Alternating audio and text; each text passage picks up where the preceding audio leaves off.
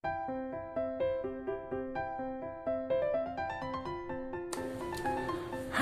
selamat pagi sahabat anggrek mania. Jumpa lagi bersama saya Ayus Dahlia RPG Karna. Semoga hari ini kita tetap dalam keadaan sukacita dan sehat ya teman-teman. Oke teman-teman, pagi hari ini tetap lakukan protokol kesehatan, cuci tangan yang bersih, pakai masker, jaga jarak, dan stay at home. Oke teman, banyak sekali pertanyaan yang timbul ketika kita memelihara anggrek. Yang pertama kali, ini pengalaman ya teman-teman. Pengalaman kenapa ya bunga anggrek saya yang sudah spike itu tidak jadi mekar, menguning, kemudian layu dan mati. Oke teman-teman, saya akan berbagi pengalaman sedikit tentang kenapa calon bunga anggreknya tidak jadi mekar.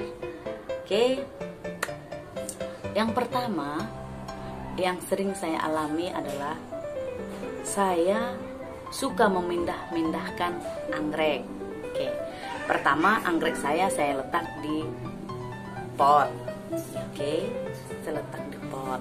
Nah, saat saya lihat dia masih kurang pertumbuhan atau lambat pertumbuhannya, saya akan pindahkan ke media, misalnya saya gantung, oke ya, saya gantung. Nah, ketika saya gantung, kemudian dia langsung spike.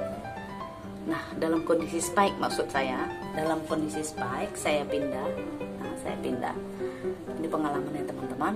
Dalam kondisi spike, saya rasa potnya sudah tidak cukup lagi di sini, atau saya lebih suka melihat dia digantung.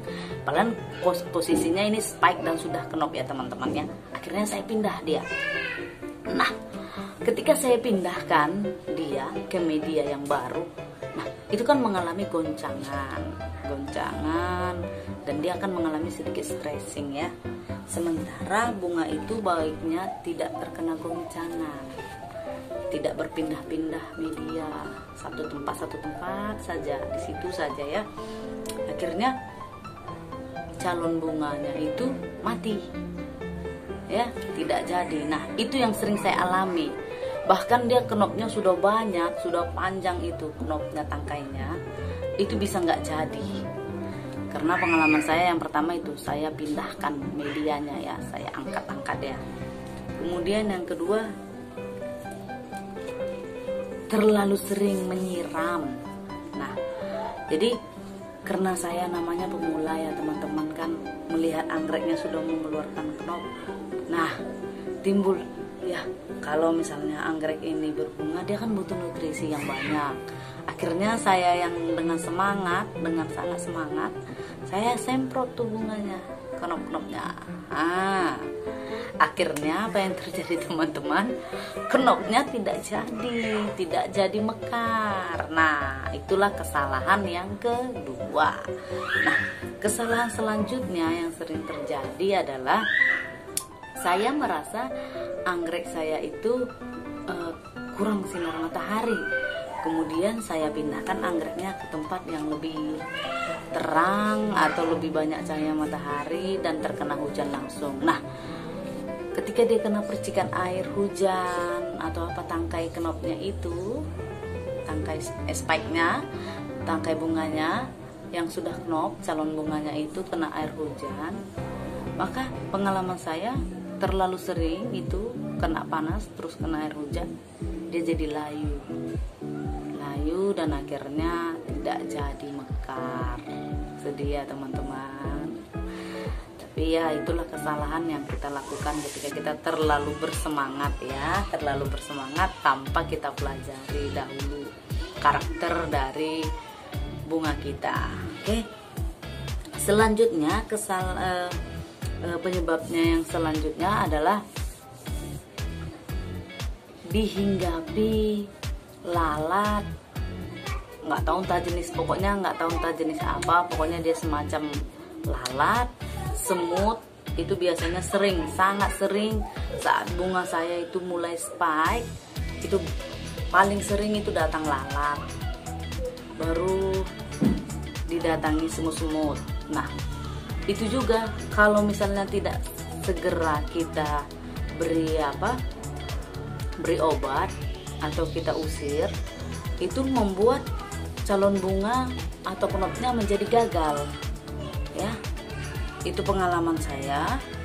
Dan yang selanjutnya, penyebab bunga tidak jadi mekar adalah gatal tangan. Nah, ini yang gatal tangan ini yang sering terjadi terlalu bersemangat. Kita, cantik ya, akhirnya kita pegang-pegangin tuh knopnya. Kita pegang-pegangin knopnya, padahal itu nggak boleh teman-teman. Karena ya saya pun nggak tahu tak kenapa. Cuman ketika kita pegang-pegangin mungkin pengaruh ke bunga tersebut, entah dia mengalami stres atau apa, akhirnya dia tidak jadi mekar. Nah, itu pengalaman saya.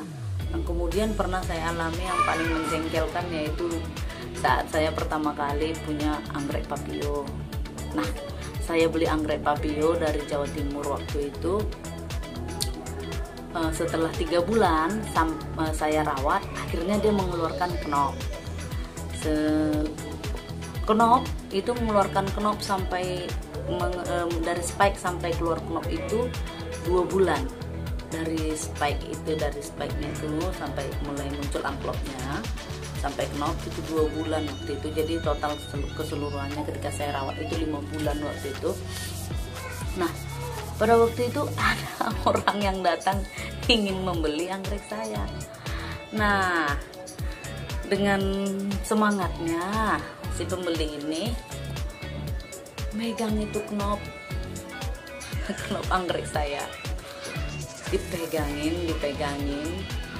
Akhirnya setelah saya tunggu 2 minggu setelah itu yang terjadi itu, tiba-tiba bunganya tiba-tiba menguning, lama-lama dia menjadi layu. Sedih teman-teman, sedih ya, sangat sedih.